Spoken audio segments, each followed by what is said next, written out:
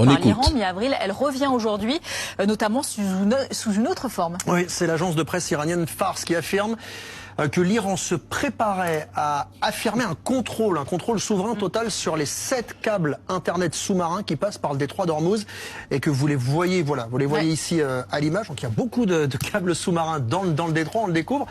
L'Iran songerait à faire payer aux entreprises étrangères des permis, des sortes de frais de transit. Ouais, des frais de transit, exactement. Et on nous dit que ces câbles transportent 15-20% du trafic mondial de données Internet et financières reliant l'Europe, le Golfe et l'Asie. Quasiment tout le trafic des pays du Golfe. Là encore, on fait monter la pression sur l'économie mondiale. On fait monter la pression et c'est un peu comme avec le détroit d'Ormuz, c'est-à-dire ils se tirent une balle dans le pied parce que, je ne sais pas si vous avez suivi, bien sûr vous avez dû suivre, mais les États-Unis ont sorti une nouvelle initiative qui s'appelle Pax Silica. Et Pax Silica, c'est en fait une connexion entre plusieurs pays de câbles Internet, de corridors logistiques, etc. Donc, ok, imaginons un scénario catastrophe où l'Iran fait tomber Internet partout. Ok. Aujourd'hui, on a Musk qui va nous mettre Starlink, les Israéliens qui vont reconnecter, les Émirats qui sont très très forts aussi, qui ont des câbles alternatifs. Donc, en fait, ils vont obtenir quoi? Juste, encore une fois, comme avec le détroit d'Ormuz, qui invite régulièrement ses journalistes sur les plateaux. Starlink est utile pour les connexions critiques, entreprises, gouvernements, zones isolées ou situations d'urgence. Les pays du Golfe l'ont d'ailleurs utilisé avec certaines limites.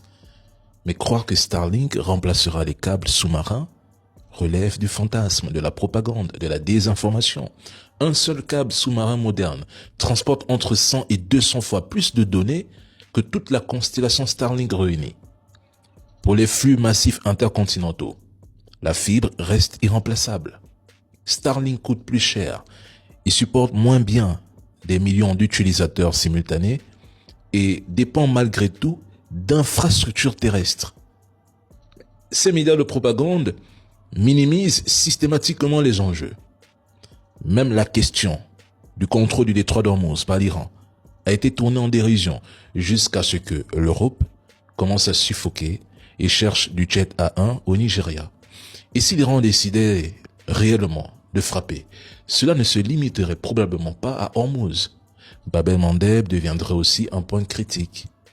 Une perturbation majeure serait extrêmement disruptive, surtout pour les pays du Golfe et le commerce Asie-Europe, avec des conséquences économiques lourdes et durables.